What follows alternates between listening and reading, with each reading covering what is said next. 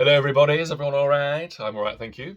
I never was a cornflake girl, I thought it was a good solution hanging with the raisin girls, but that's me for you. So today I want to do a reading wrap-up, and this is predominantly what I read in April. I've got 4 books to talk about. Do you remember when I was reading like 10 books a month, and like 3 of them were 1,000 pages, and it was all kind of, well, not anymore. But here we are. I've read 4 books, and I've got 2 books which are kind of like, and then 2 books which are like, oh, all right. Right. So let's crack on then. So, ow.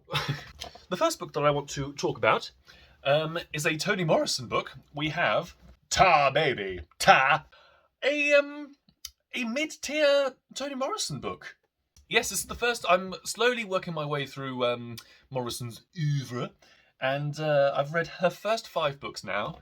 And yes, this is the first book which I've been like, oh, okay, we finally reached the point where I can say this is my least favourite of the ones that I've read so far. This is not a magical realism novel, or it doesn't. It's kind of like a straight up story, basically. There's no kind of magic realism, there's no ghosts, there's no overnight body modification wish fulfillment. It's just a straight up, this is the story. Deal with it! It's quite a sort of convoluted backstory, but basically you have a wealthy white couple who own this mansion on an island. They have 2 kind of black housekeepers, and those housekeepers' niece, I think it is Jadine. She has kind of become a very successful model. And so all is sort of going relatively well until a young man called Sun kind of literally washes up on the shore of this island, and he's discovered in a closet, and it's all like, who is this person? And instead of kind of casting him out or turning him over to the police, the white patriarch guy, he decides to invite him for dinner, and he ends up staying there. And so ensues a kind of a sort of weird relationship between Sun and Jadine, who the book is sort of following their kind of their love affair, or their rising feelings of love for each other, or feelings towards each other, even though they come from completely different backgrounds, and the thing that they expect of each other is kind of very different to what they actually kind of can provide. And as a novel, it's fine. It's fine. I was just kind of very aware that it wasn't kind of blowing me away like her other work has done. And yes, there are moments where suddenly things kind of turn on a sixpence, and you suddenly get a Morrison punch out of nowhere saying, this is something that's happening, like a very kind of shocking moment, which he likes to pull in, particularly with the son that we never see. That's like, oh my word. And as a love story, I mean, it kind of, this isn't like a cutesy, like, oh, romance. This is kind of like a, oh, you sure you want to be together kind of thing. And so, yes, and so I was thinking about what was it that wasn't kind of really hooking me in. And I guess it's because of the things that just aren't developed. I mean, I was really interested in Jadine's backstory as a model. I kind of wanted to see that world a little bit more than what it's sort of than what is presented. And certain things. I mean, the relationship between the white couple is so kind of dark and twisted and kind of really interesting. You get a moment sort of about 2/3 of the way through where we sort of focus on that and their sort of backstory. And I was like, oh, and then we kind of return to Jadine and Sun, and it's like. But I mean, it is an interesting novel, and it's really fascinating for me reading through her oeuvre because chronologically, this sits in between like arguably two of her sort of most sort of major works, Song of Solomon and Beloved. And so it's interesting that she kind of needed to kind of go down this straight story route, in between these kind of much more kind of grand in scope and sort of much more sort of weird magic realism sort of stuff. So yeah, that's interesting to me that she kind of wanted to kind of just pare everything back a little bit and just concentrate on, can I write a normal story? And she does subvert a lot of things to do with, romance and love stories and all that kind of stuff. And it is shocking, and it is, kind of compelling in its own way. But at the same time, it's not as compelling as you would want from a Toni Morrison novel, if that makes sense. So yeah, so I can see why it's not as talked about as her other stuff. But next up, I've read Beloved, and that's one of my favourite books I've ever read. But next up we have Jazz, which I'm very much looking forward to, and I very much want to get to very, very soon, because I want to read Jazz and I want to read Paradise, because with Beloved they form a kind of weird trilogy, I've heard. So yes, I'm very interested to carry on with my Toni Morrison discography? Bibliography. She's not a singer. Toni Morrison!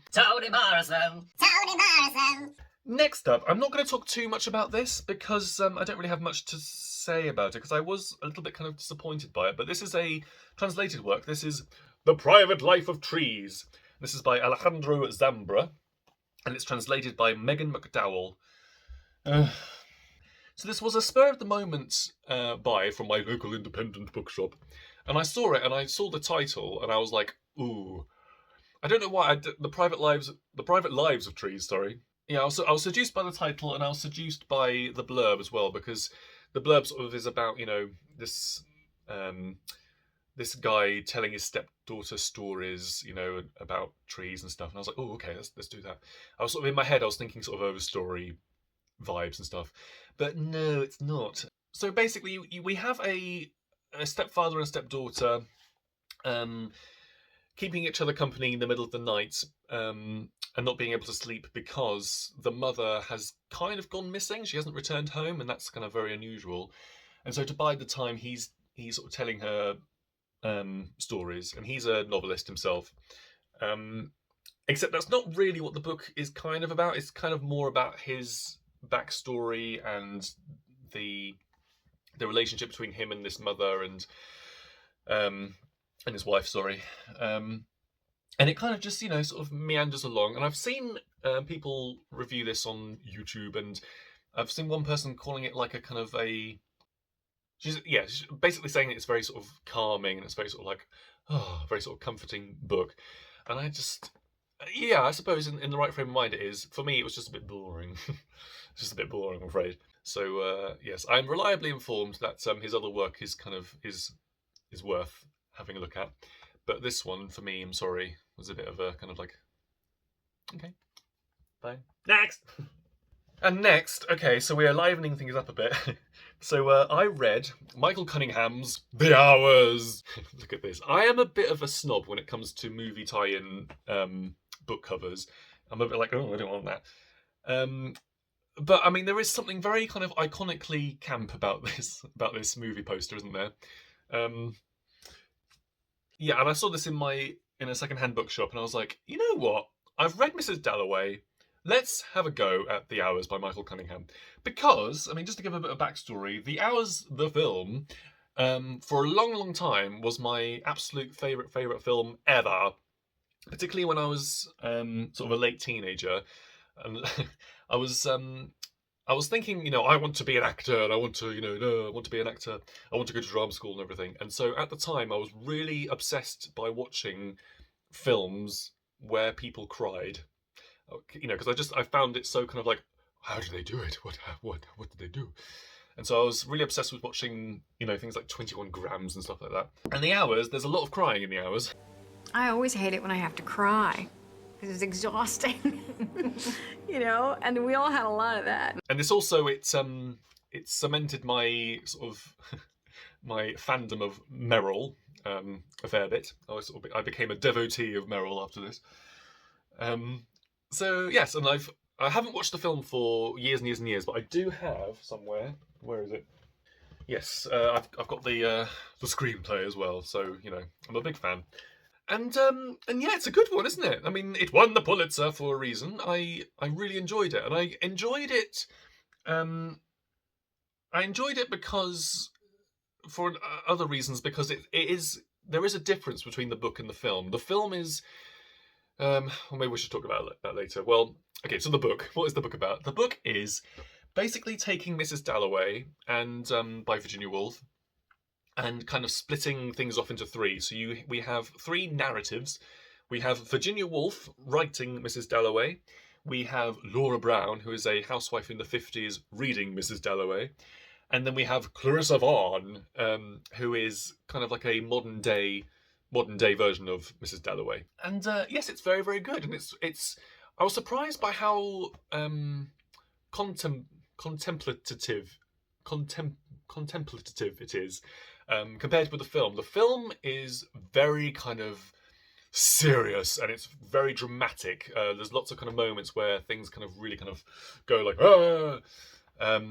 particularly kind of like the train station scene with Virginia and Nicole Kidman, and gets the big kind of "I'm dying in this town! I'm dying in this town!" In the book, it's much more subdued. It's much more kind of like the husband doesn't kind of come in yelling at her. He's like, where were you? And Virginia's like, I wanted to have a walk. And he's like, oh, shall we sort of go home now? It's not quite like that, but it's much more subdued. And then similarly, like the big sort of kitchen scene where Meryl in the film has the massive breakdown. Oh God. I mean, in the book, it's different. In the book, it's the guy who has the breakdown, and Clarissa was like, "You're right." And then even the end. I mean, the end is not as kind of sort of dynamite-y. It's very kind of again, it's very sort of subdued and much more about the subtext, which I thought was very, very fascinating. And the way it's written, it's written beautifully. I really enjoyed it, and I loved the with the modern day Mrs. Dalloway. I loved the kind of the references and all that kind of stuff.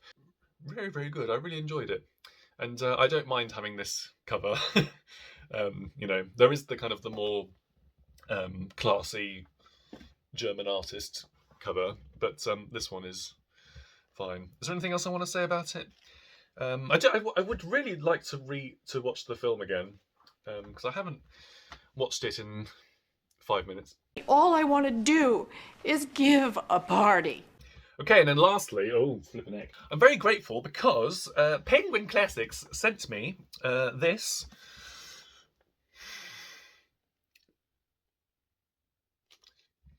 I'm very, very grateful because Penguin Classics sent me this brand new translation. I read Ovid's Metamorphoses.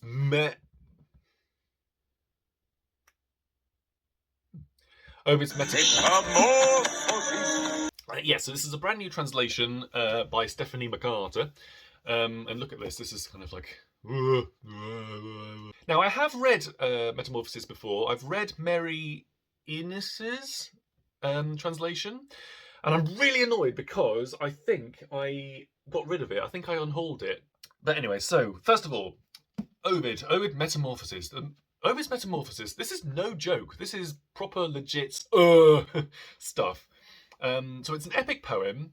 It's an unusual epic poem for the day because rather than sort of take a kind of Homeric approach and just focus on one hero type thing, Ovid, he takes a much more kind of kaleidoscopic approach. So this is full chock-a-block full of hundreds and hundreds of different stories. And it basically serves as a timeline from the beginning of creation all the way up to Augustus becoming Caesar, I think, and to Ovid himself. But the main theme throughout the whole thing is transformation, is metamorphoses. And so, he is very much concerned and focusing on things changing into other things, whether that be people turning into trees or animals or various other things. And yes, it's no joke because this, when you read this work, you are entering a world which, yes, is very magical and very kind of extraordinary and, kind of amazing and adventurous and everything. But it's also a very brutal and capricious and unjust and unfair and kind of and downright nasty world. And one of the big things that people talk about with this work is the sexual violence, which is rife all the way through it, kind of. So you have various women and some men, but mainly women, either changing into other things to escape the clutches of some bloke or god, or you have women who are changed into things as punishment. So there's a lot of kind of victim punishing in this from jealous goddesses. And so with this translation, so Stephanie McCarter, she's kind of keen to. In the introduction and stuff, it kind of sort of focuses a little bit more on the sexual violence and the gender politics of it, and that's kind of what this translation is being presented as a sort of as a new kind of like, okay, we're going to look at this in a different way. And the translation of it has really, really fascinated me. And hearing Stephanie McCarter talk about the translation is really fascinating to me, because you have to sort of juggle a lot of things when you're translating an ancient text. I assume I'm not a translator, but from what I understand, you have to juggle a lot of things. Like, do you? You have to sort of decide what you're going to prioritize. Like, do you prioritize the literalcy? Do you prioritize, trying to make it as accurate and literal to the original as you can when you're translating it into English? Do you prioritize the imagery and the poetry of it, or do you prioritize other things? And Stephanie McCarter, because she teaches this, her main kind of goal with the translation, I think, from what I've read, is to try and be accurate as possible to the text, whilst also trying to come to it from a modern lens. So she is prioritizing accuracy over, poetry and sort of embellishments and making it sound nice. Having said that, she does kind of she's written it in verse, and she's chosen iambic pentameter over the hexameter that's in the original, and she sort of argues that to translate it into English, iambic pentameter just sort of works better for her. And then she's also been very clear that she doesn't want to embellish or put in things that aren't in the original. And she talks about how previous translators have kind of added certain things, particularly when describing bodies. So, for instance, if someone says her fingers, then someone might say her dainty fingers, and dainty there's no sort of reference to dainty in there. And then particularly, she talks about how Ovid will talk about the chest area. He'll sort of mention the chest. And particularly when it comes to women, some translators have taken that as an opportunity to sort of describe breasts in a certain way, And Stephanie McCarter, when she was teaching it, she was like, "Oh, well, in the original Latin, there's no mention of lovely breasts or saggy breasts or anything like that. It's just chest. It's just the word that means the chest area." So she's sort of wanting to strip away any kind of unnecessary embellishments, particularly when it comes to the gendered body. And in terms of the sexual violence itself, she's not the first translator to just use rape, the word. I'm sorry, I'm going to be using the word rape a lot. She's not the first person to do that, but she's clear in her introduction as well, and when she talks about it, that some translators have kind of tried to lessen the blow, if you like, of what the story is, by using words like ravish or plundered, and so her goal of kind of coming towards it with a kind of modern lens and trying to be accurate to what it actually is, then she'll just use rape. On the other hand, she does talk about how that you do have to kind of marry up. This is the thing with coming towards it from a modern lens and not kind of being completely literal to the Latin. Because if you're very literal to the Latin, then often what might come out is something like he stole her chastity, or he snatched her chastity, and that sounds, from a modern reader thing, that sounds quite sort of Victorian. It sounds like you're sort of skirting around the edges of what's actually happening. So she's kind of decided in those sort of instances to kind of just use the word rape. And the effect of that is very kind of stark, and it does sort of feel a bit like, whoa, which is interesting. So she's not wanting to skirt around the edges. She's not wanting to romanticize the violence in any way. She's wanting to just depict it accurately. That being said, sometimes I was wanting a little bit more kind of not embellishments, not in those bits, but just in terms of some of the other bits where, you know, you can kind of make things a bit more grand. I was kind of wanting a little bit more of that, because it's not a stark read, but it is kind of, you know, it does feel a bit kind of a text for students, rather than a text for readers, if you know what I mean. A little bit. I felt a little bit like that. So I'm very interested to read other translations as well. I want to read the Rayburn one, just to see how he copes with it.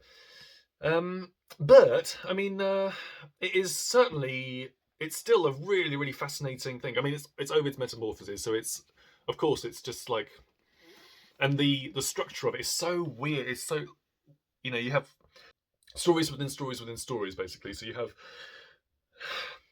I don't know how deep it gets at one point, but you have, you know, characters telling the story of other characters who then tell the story of other characters, and then it kind of, it's all very, very, and yes, I mean, it is kind of nasty and thingy-bob, but there are sort of redemptive qualities sometimes, and it is exciting to read. And if you're like me and you're sort of interested in the through line of literature, you can see kind of various things, particularly with Shakespeare, you know, what he kind of takes, you know, the Pyramus and Thisbe, you know, which inspires not only Pyramus and Thisbe, but also Romeo and Juliet. And then you have the very, very nasty one, which he lifts and puts in Titus Andronicus, although I would argue he makes it a little bit worse. And then even like things like the All the World's a Stage speech, there's a bit sort of near the end where I was like, oh, that sort of sounds a little bit like that. That at near the end, I love that Pythagoras's kind of peroration, I guess. It's mainly about be a vegetarian, don't eat meat. It's mainly that, but there's also really kind of interesting discussions about metamorphoses in real life. So we've had this whole epic where we've seen lots of myths and kind of fantastical stuff. And then you have Pythagoras at the end, who's like, well, there's metamorphoses in real life. The springs change, the body changes, the rivers and things, the elements change and stuff. So I was really kind of fascinated by that. I loved that. And yes, and then at the very, very end, you have Ovid saying, I am going to be changed into an immortal because of my words, which is certainly true. So if you're a writer, then if you just do that, just say, I will be immortal, then, you know, chances are you might be. And that's the other thing about the work, is that you could sort of view it as a kind of a study in art as well. So yeah, absolutely fascinating. As a translation, I'm sort of still kind of, maybe it's impossible to do a perfect English translation, but I really enjoyed reading it, and yes, I'm interested to read the Rayburn one next. I think whenever I do, because yes.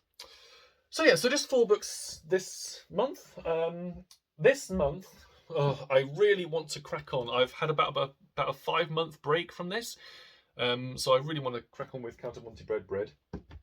I want to read Fellowship of the Ring. I want to read Jazz. And yes, so we'll see what happens. So thank you for watching if you've been watching. Ow, I've got pins and needles. And I shall see you when I see you. So yes, goodbye. Toni Morrison.